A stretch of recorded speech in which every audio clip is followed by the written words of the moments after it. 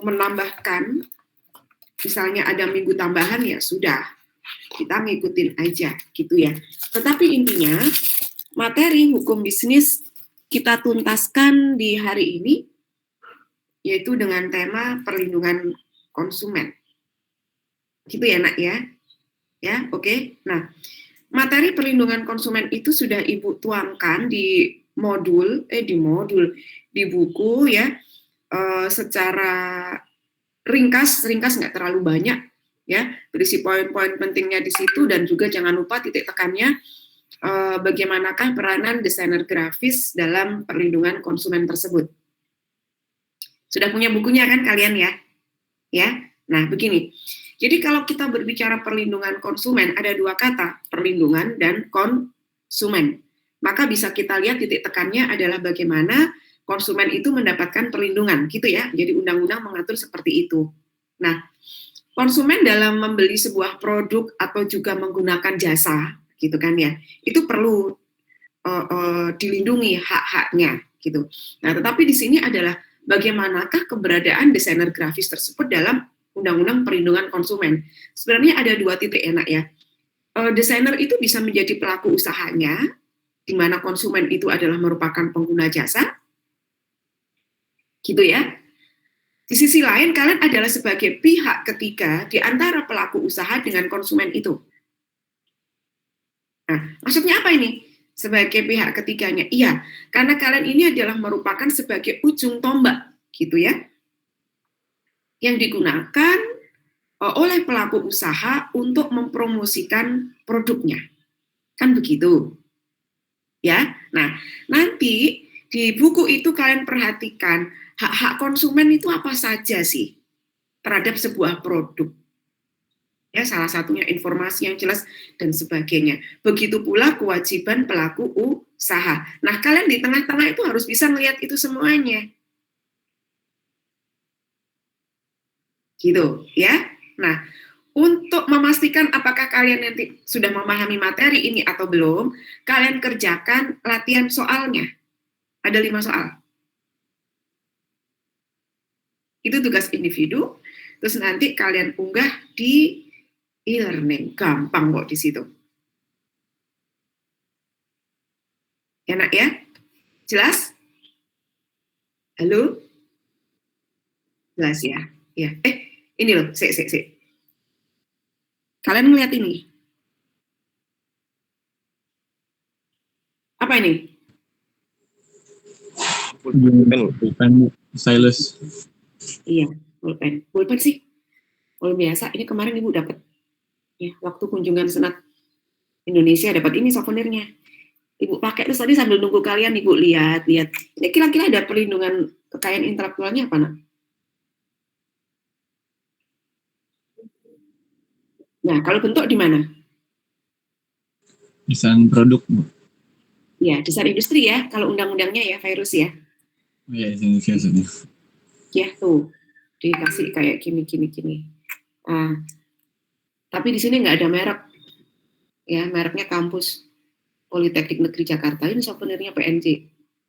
Kemarin waktu nerima senat dari Manado, kasih ini, Ibu kalau lagi terima ya. Nah, terus ada ini loh, iki apa tuh iki? Ini anak penghapus bukan? Hah? Stylus pen. Ini untuk apa sih? Fungsinya Ibu nggak tahu. Buat layar HP Bu, bisa mak gitu. Layar HP? Iya. HP Bu biasanya. Bisa gambar gitu. Oh gitu? Oh Iya, kok? Ada mungkin HP Ibu HP jadul kali ya? Oh paling, ini Bu, buat nyekrol doang. Oh, kalau di gitu. Nah, oke. Nah, berarti ini apa maksudnya? Hitam-hitam ini. Perlindungan kekayaan intelektualnya. Kalau dulu zaman Ibu tapi pensil ya, itu kan penghapus ya. Ya. Ayo, perlindungan apa di sini? Ada apa? Hitam-hitamnya ini. Ayo, silakan ditebak. Kalau fungsinya mungkin paten, Bu. Iya, betul. Ya. Jadi ini tadi kan menyentuh fungsi ya. Ini bukan estetika ini fungsi tadi. Oh, gitu toh, Nak, fungsinya. Iya sih, ini kalau di layar ini jadi kayak gitu kalau Ibu sentuhin. Udah, berarti kalian memang udah semakin paham ya kekayaan intelektualnya ya. Nah, oke, sampai di sini ya, sebelum perkuliahan ini kita akhiri, ada nggak yang mau ditanyakan ke Ibu tentang hukum bisnis ini? Apapun itu, silahkan.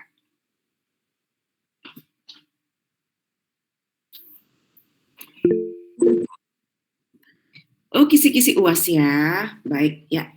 Jadi gini, untuk UASnya adalah materi setelah UTS. Berarti berapa bab? 2 bab. Wah, enak-enaknya ujian ya. Benar nggak sih? Iya, oh, nggak banyak-banyak. Pokoknya sama bukti itu enak. Jadi, bab apa? Yang pertama, kekayaan intelektual. Kekayaan intelektual kemarin ada apa saja ya kan, harus tahu kekayaan intelektual itu apa, untuk perlindungannya itu apa, fungsinya dan sebagainya. Ya, bagaimana jika sekiranya tidak ada perlindungan kekayaan intelektual, terus rezimnya itu ada berapa, dibagi menjadi berapa, dan masing-masing terdiri dari apa saja, bagaimana perlindungannya, untuk mendapatkan perlindungan dari masing-masing kekayaan intelektual tersebut, begitu kan ya? Terus bagaimana dimulainya perlindungannya itu seperti apa, ya, ruang lingkup perlindungannya, contohnya dan sebagainya. Nah, itu untuk kekayaan intelektual. Udah paham semua kan ya dengan Ibu sebutkan tadi ya? Kebayangkan ya? Oke? Nah, terus yang kedua adalah perlindungan konsumen. Nah, untuk perlindungan konsumen ya udah itu nanti dibaca aja. Apa sih maksud dari perlindungan konsumen? Siapa itu pelaku usaha? Siapa itu konsumen? Hak-haknya apa? Pelaku usaha kewajibannya apa? Nah, peranan desainer grafis apa di situ? Udah, itu aja. Silahkan dibaca. Nanti soalnya berbentuk pilihan ganda. Nah, sama seperti kemarin. Ya, oke, gitu ya Mbak Dila Doji dan semuanya. Jadi untuk minggu depan pertemuannya adalah kalian isi dengan belajar. Ya, oke? Belajar hukum bisnis untuk persiapan UAS. Lah Ibu tak bikin soal, gitu. Ya, imbang ya. Kalian belajar, Ibu bikin soal. Nah, ada pertanyaan lagi, Panji, apa?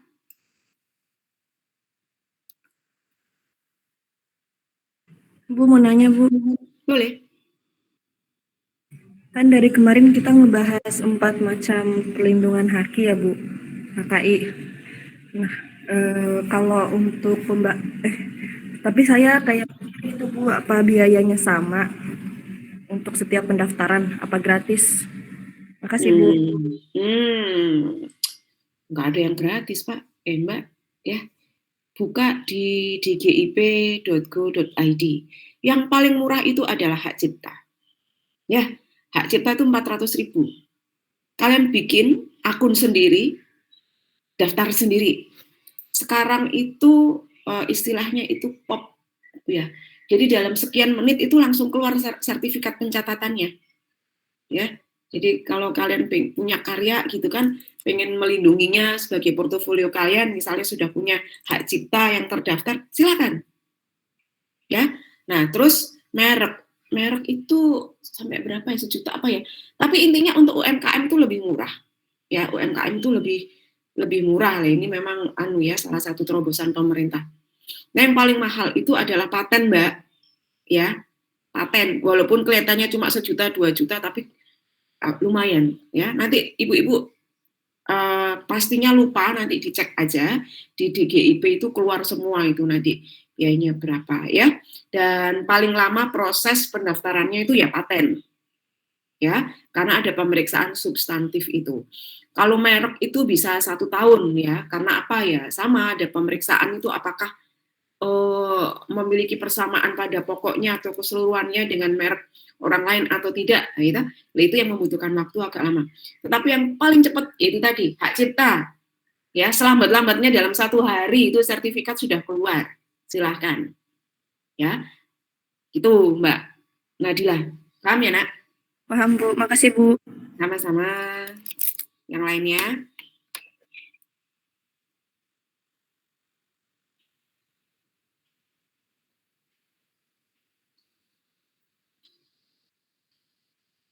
Nggak ada. Oke, baiklah begini. Kalau memang tidak ada pertanyaan, Ibu yang bertanya, nak. Dari sekian materi yang kita pelajari ya, dari pengantar dan hari ini perlindungan konsumen di mana kalian akan membacanya sendiri, gitu ya. Apakah ada sesuatu yang sekiranya masih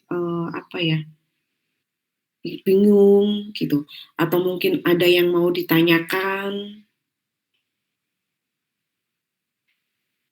Ibu, sebenarnya ada materi yang lewat kayak kemarin tuh pas UTS tuh kita belum belajar masalah PT sama CV. Kira-kira ke pas tugasnya keluar nggak Ibu soalnya? Oh, wah, orientasimu ujian. Tak kirain mau mendaftarkan. Oh, Kalau UAS sih enggak. Nabil kan tadi ujiannya itu hanya setelah UTS aja. Oke, Ibu jelaskan itu deh ya, supaya Ibu nggak punya hutang ya. Ibu cerita sedikit ya? Boleh? ya boleh. Boleh ya, nggak usah pakai PPT ya. Nanti baca sendiri ya. Ya, cuma Ibu jelaskan aja. Jadi gini, nak. Kalau kita berbicara tentang badan usaha, namanya badan usaha ya, Nabil ya. Ya. Orang ngomongnya badan hukum. Ya, ntar dulu.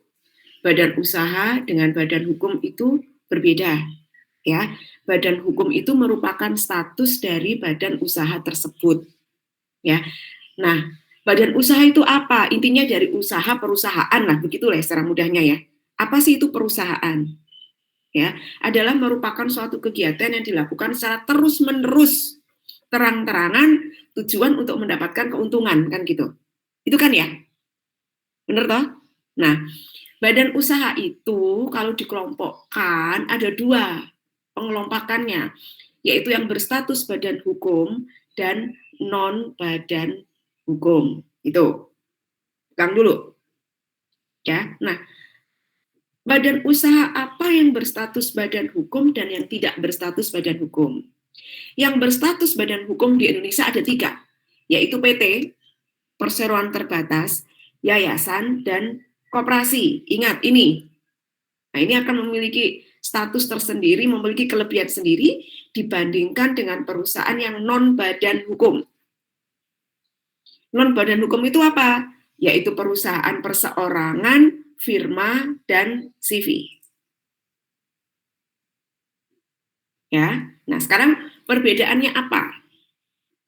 Perusahaan yang berstatus badan hukum itu kelebihannya, dan seringkali ya, kalau ada beberapa lelang-lelang yang lelang proyek tender itu ya, yang dilakukan oleh pihak ketiga, mereka biasanya mensyaratkan minimal CV atau lebih banyak PT, perseroan terbatas. Mengapa sih kok pihak ketiga lebih suka yang berstatus badan hukum ya? PT kan berstatus badan hukum. Yang pertama, ya, perusahaan yang berstatus badan hukum itu memiliki pemisahan harta kekayaan. Pemisahan harta kekayaan itu antara siapa? Antara pengelola dengan perusahaannya. Jadi nggak dicampur gitu loh, nak. Ya, jadi pembukuannya sendiri. Nah, perusahaan yang berstatus badan hukum itu seperti pribadi yang berdiri sendiri, punya keuangan sendiri, punya pajak sendiri, gitu kan ya. Jadi, nah, sehingga gitu kan ya. Kalau sekiranya perusahaan itu pailit atau bangkrut, maka pertanggungjawabannya hanya terbatas sampai harta perusahaan. Tidak sampai ke harta pribadi atau para pengurus dari perusahaan itu. Ya sudah. Jadi perusahaan itu punya asetnya berapa? Misalnya punya kekayaannya sebanyak 5M. Padahal utangnya itu misalnya ya, lebih dari 5M ya, pertanggungjawabannya sebatas 5M itu toh. Nggak sampai ke harta pribadi dari para pengelolanya. Nah, inilah mengapa kok PT itu disebut sebagai perseroan terbatas. Ya, terbatasnya itu tadi maksudnya. Terbatas hanya pada harta perusahaan. Ya, nah, tapi beda dengan perusahaan yang non badan hukum. Yang non badan hukum seperti perseorangan, firma, CV itu tidak ada pemisahan harta kekayaan. Jadi menyatu. Asumsinya seperti itu, ngelihatnya hukum lihat seperti itu. Nah, sehingga ketika pailit perusahaan itu bangkrut, gitu ya. Kalau harta perusahaan tidak mencukupi, maka ya akan mengambil harta pribadi dari para pengurus itu. Ya, sehingga bisa kita lihat ya di skill kita gitu. Taruhlah Bakri misalnya gitu ya, dia kan beberapa kali kena masalah gitu ya, perusahaannya dinyatakan bangkrut atau mungkin tetangga kita gitu ya, katanya bangkrut kok masih oke-oke aja, rumahnya masih ada, mobilnya masih ada ya karena statusnya badan hukum tadi. Tapi bisa jadi kita ngelihat seseorang yang semula kayak raya kok tiba-tiba akhirnya hartanya ludes ketika perusahaannya bangkrut. Ya karena harta pribadinya tadi dijadikan sebagai apa? Untuk ikut mempertanggungjawabkan dari atau sebagai harta kekayaan perusahaan tadi. Disita itu, nah, rumahnya bisa disita, bahkan apa ya properti yang ada atau apa-apa yang dalam rumah termasuk lemari dan sebagainya itu bisa disita untuk melunasi utang perusahaan. Nah, ini kekurangan dari perusahaan yang berstatus non badan hukum. Ya, jelas sampai di sini? Jelas ya? Oke. Nah, terus sekarang untuk pendiriannya bagaimana gitu. Kalau dulu ya, sebelum ketentuan yang terbaru, yang paling mudah itu adalah perusahaan perseorangan. Nggak usah pakai akta notaris, nggak usah apa, dengan kata sepakat di antara para pihak bisa berdiri. Nah, tapi sekarang kan pemerintah pengen supaya semuanya itu tertib ya, Nak ya. Ya, jadi harus menggunakan akte notaris. Gitu ya. Nah, firma itu perseorangan diri seseorangan, desainer tuh bisa jalan tuh dengan perusahaan perseorangan itu ya kan, ya. Terus atau mungkin lebih mengerucut lagi, kalian butuh teman, butuh partner dan sebagainya, silahkan mendirikan firma. Firma itu biasanya didirikan oleh orang-orang memiliki profesi yang sama, ya, kayak misalnya notaris, akuntan, atau mungkin kalian desainer bisa di situ patungan. Ya, mengenai modalnya tidak ditentukan, modal awalnya tidak ditentukan. Ya, jadi terserah kesepakatan di antara para pihak, begitu pula CV. Nah, dulu untuk PT yang tadi ya status badan hukum itu ditentukan oleh undang-undang. Ya, minimal 50 juta. Tetapi sekarang tidak ditentukan oleh undang-undang gitu. Jadi meskipun tidak ditentukan oleh undang-undang berarti untuk mendirikan PT 1 juta udah bisa berdiri ya, enggak juga. Gitu ya. Karena yang namanya PT itu kan harus juga melibatkan beberapa pihak yang untuk bergabung di dalamnya. Gitu, ya. Nah, untuk firma, CV, para sekutunya seperti apa dan sebagainya ada dalam buku ibu. Insya Allah udah bisa dibaca dengan jelas.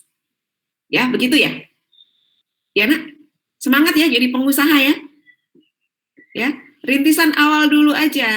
Ya, jadi disimulasikan aja, dikelola seperti firma misalnya, meskipun kalian belum mendaftarkannya, untuk pembagian keuntungannya dan sebagainya, silahkan. Ya, pembagian untungan ya akan lebih baik jika ditentukan oleh para pihak kan gitu ya. Ya kan? Tetapi kalau memang kalian tidak bisa menentukan ya bisa mengikuti ketentuan undang-undang. Bisa dipakai di situ. Tapi nanti biasanya agak merugikan ketika ini kalau kalian kan bisa jadi kontribusinya itu memberikan jasa gitu kan ya. Kalau undang-undang mengatakan bagi mereka yang kontribusinya berupa jasa, maka nanti pembagian keuntungannya itu dihitung berdasarkan sekutu yang memberikan modal paling kecil. Nah, ini nanti yang bisa merugikan itu, gitu kan ya. Perusahaan A bisa jadi modal paling pemasukannya ya, urunannya lah, paling kepatungannya, penyertaan modalnya perusahaan A paling kecil misalnya 5 juta. Maka desainer dihargai 5 juta. Karena ngikutin yang paling rendah 5 juta toh. Nah, tapi bisa jadi di perusahaan yang lain penyertaan modal yang paling kecil adalah 1 juta, maka desainer dihargai 1 juta. Ini kan jelas tidak adil. Maka akan lebih baik dari awal itu ditentukan. Bagaimanakah pembagian keuntungannya? Gitu. Ya. Kakak tingkat kalian itu ada itu ya yang sampai sekarang masih suka apa ya? Kalau di IG itu suka notis ke ibu, ngabar-ngabarin. Ya dulu bermula dari mata kuliah seperti ini gitu. Dia diem aja di pojokan. Ibu, kalau dulu ibu minta untuk memberikan simulasi sih, Nak. Jadi mahasiswa bikin kelompok simulasi untuk mendirikan perusahaan itu. Ya, tapi hasil simulasinya ya seperti yang di buku ibu itu sih ya. Jadi mereka mengumpulkan aktonya seperti apa, googling aja di internet seperti apa dikumpulkan, syarat-syaratnya seperti ini gitu. Ketika presentasi dia paling antusias. Begitu bubar mata kuliah masih nanya-nanya terus, Bu, gimana sih Bu untuk mendirikan PT? Alhamdulillah, ternyata nggak jauh-jauh setelah dia lulus, mungkin karena dia memang punya partner ya, mendirikan PT. Nah, dan sekarang dia kuliah di luar negeri, dosennya masih di sini-sini aja gitu ya, mahasiswanya udah luar negeri ya, dibiayai dari perusahaannya tadi, tuh keren kan? Gitu. Jadi udah, itu kan dimulai dari niat ya Nak ya, katanya bermimpi itu kan gratis toh, benar nggak sih? Bermimpi itu gratis, maka bermimpilah kalian mau jadi seperti apa. Semoga materi hukum bisnis yang nggak lama kan 1 semester ini ya. Ya toh bener nggak sih? Cuma jadi aktifnya 16 karena 2 minggu itu untuk ujian gitu ya. Berapa jam itu mudah-mudahan bermanfaat ya Nak ya. Ya, untuk kontraknya, hukum kontraknya, ingat itu hukum kontrak kemarin itu apa saja. Ya toh? Bener nggak sih? Ya, untuk pengantar hukum bisnis tuh diingat-ingat ada banyak hukum yang berlaku di sekitar kita. Ada hukum publik, hukum privat. Nah, itu diperhatikan. Jangan sampai melanggar hukum. Gitu kan? Benar nggak sih? Kalau berbicara bisnis kan intinya kesepakatan di antara para pihak. Tapi ya, sesepakat-sepakatnya kalian itu ada ketentuan yang nggak boleh kalian langgar kan gitu kan ya. Sepakat tapi melanggar ketertiban umum. Katanya kuncinya sepakat Bu. Kalau sepakat kan berarti halal, kesepakatan di antara para pihak. Ya enggak juga. Gitu ya. Benar nih ya. Itikat baik itu jangan lupa. Ya, dalam suatu kontrak bisnis itu tidak ada perlindungan jika perjanjian itu dilakukan dengan itikat buruk. Undang-undang udah ngatur juga. Gitu ya Nak ya. Dan terus yang kemarin Haki itu ya, peranan desainer itu banyak gede sekali itu ya. Dari hak cipta, merek, desain industri dan juga paten. Tidak menutup kemungkinan ya karya-karya kalian itu juga akan bersentuhan dengan paten ke depannya ya. Itu kan ada paten sederhana. Ya bisa jadi kalian berada di situ tuh, di paten sederhana. Ya. Dan untuk perlindungan konsumen yaitu jangan lupa perhatikan hak-hak konsumen. Ya, jelas Nak, itu rangkuman Ibu ya. Jelas. Oke. Siap. Mas Fairuz, oke Nak? Oke ya, baik. Siap mengerjakan latihan tugasnya ya? Untuk perlindungan konsumen ya? Dikerjakan ya masing-masing ya, Nak? Oke? Ya. Benar, nggak ada pertanyaan ini? Mungkin mau dulu saya pernah dengar kan ada, tadi Bu bilang kalau PT itu ada minimal gitu segala macam, lebih susah Bu ya? Saya pernah dengar istilah. Jangan cepat-cepat. Coba apa? Ya, saya juga pernah dengar istilah tuh PT perorangan, Bu. Itu saya pernah dengar istilah PT perorangan. Oke. Ya. Itu bedanya PT biasa apa gimana tuh, Bu? PT perseorangan itu nggak boleh, sudah nggak boleh, Mas Fairuz. Nggak boleh. Jika sekiranya kalian buka internet, terus ada macam-macam PT, salah satunya PT perseorangan, itu pasti referensinya tahun baula, tahun dal. Kenapa nggak boleh? Karena Undang-Undang PT menjelaskan bahwa PT itu harus didirikan minimal oleh 2 orang. Nah, perseorangan kan 1 orang gitu. Nah, kenapa kok nggak boleh? Karena dalam prakteknya itu banyak penyalahgunaan keterkaitan dengan status yang terbatasnya tadi itu loh, Mas Fairuz. Kalau seorang tadi itu loh ya, cari utang sebanyak-banyaknya, misalnya begitu kan ya. Terus statusnya tadi hanya terbatas pada kekayaan perusahaan, enak banget kayak gitu. Dan lagi memang tidak tepat kalau itu sendirian, gitu ya, minimal 2 orang dan harus ada pemegang sahamnya gitu loh, Mas Fairuz ya. Nah, jika sekiranya dalam pendirian perusahaan itu kok ternyata didirikan oleh 1 orang, maka diberikan kesempatan untuk mencari partner. Biasanya dalam prakteknya itu suami istri tuh, kayak CV itu juga gitu tuh. Sekutu aktif, sekutu pasif, ternyata gitu. Sekutu aktifnya suaminya gitu ya. Ini praktek ya. Tapi Ibu nggak ngajarin seperti itu. Akan lebih baik kalau misalnya ada orang lain kan lebih kalau misalnya dalam memberikan pendapat dan sebagainya kayaknya lebih enak ya. Tapi dalam prakteknya sering seperti itu. Ya, nah jika sekiranya dalam tenggang waktu yang diberikan itu belum juga ketemu partnernya, maka pendirian PT tidak bisa dilanjutkan. Gitu ya, Mas Virus ya. Ada orang. Nah, CV itu merupakan bentuk semua antara PT dengan firma. Nah, karena apa? Ada dua sekutu itu, sekutu aktif dan sekutu pasif. Ya, nah yang sekutu aktif tuh kayak firma, dia yang menjalankan perusahaan, terus nanti kalau misalnya terjadi pilot dan sebagainya bertanggung jawab pada harta pribadi. Nah, tetapi kalau yang sekutu pasif itu keberadaannya seperti di PT, dia hanya memberikan penyertaan modal saja. Kalau misalnya perusahaan pilot, pertanggungjawabannya tidak sampai pada harta pribadi, gitu. Hanya sebatas modal yang disertakan saja. Nah, itu kan cirinya kayak di PT tadi. Itu ada di buku itu. Jelas ya, Virus ya? Yes, calon pengusaha, diri NPT ya. Nah, banyak relasi, banyak partner. Yang bagus. Jadi kalau kayak Dampu dulu kan nggak langsung PT, nak. Mulai dari, tahu Dampu ya? Dampu desain. Oh belum, kemasan belum kalian, mata kuliah kemasan ya. Nanti kalau kalian bisa diajar Pak Nanang, wah bersyukur sekali kalian ya. Jadi beliau ini yang ini loh, punya Dampu desain. Jadi produk-produk Unilever tuh semuanya menggunakan jasa beliau.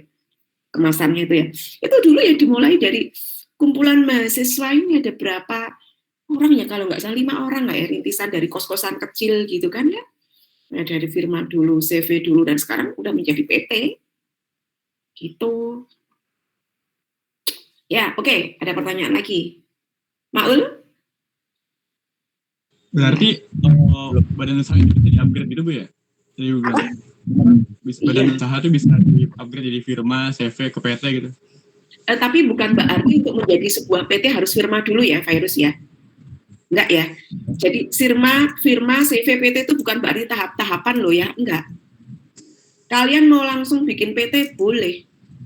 Gitu ya. Terus saya saat ini CV Bu statusnya, mau menjadi PT, ya silahkan disesuaikan, daftarkan lagi. Gitu. Kalau CV-nya bubar ya bubar.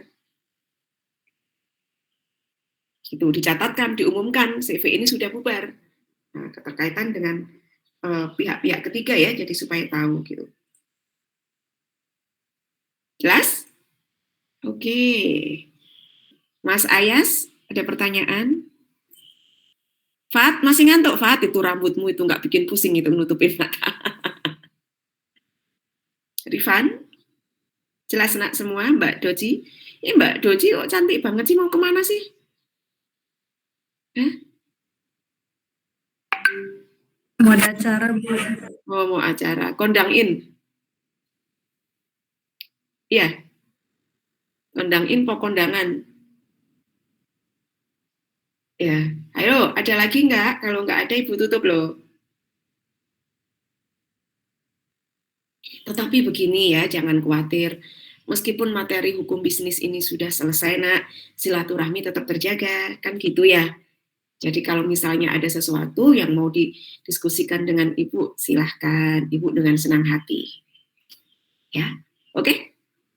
Baiklah, kalau memang tidak ada pertanyaan, ya sudah, berarti rangkaian acara demi acara sudah selesai ya. Wah, kayak apa aja ya. Mudah-mudahan bermanfaat, tentunya ya pasti ada kekurangan ya, Ibu-ibu mohon maaf, tapi yang namanya update pengetahuan itu terus berlanjut dan bisa di mana saja. Tapi intinya mudah-mudahan ya itu satu semester yang kita pelajari itu memberikan manfaat ya. Itu ya, Ibu pengennya sih sebaik-baiknya ilmu adalah ilmu yang bermanfaat ya nak ya. Jadi amal jariah untuk kita semuanya, sehat-sehat selalu untuk kalian semuanya ya. Sukses untuk UASnya, dapat nilai terbaik semuanya. Aduh, Rifan ngantuk ya. Ibu sampai kesedot, Pan. Ya, insya Allah kita nanti bisa bertemu lagi semester depan dengan mata kuliah yang berbeda. Gitu ya, nak ya. Oke? Udah ya, tutup ya. Dadah. Terima kasih semuanya. Dadah. Sama-sama. Assalamualaikum warahmatullahi wabarakatuh. Semangat ya. Waalaikumsalam warahmatullahi wabarakatuh. Jangan lupa tugasnya ya, sama-sama. Terima kasih juga. Sehat.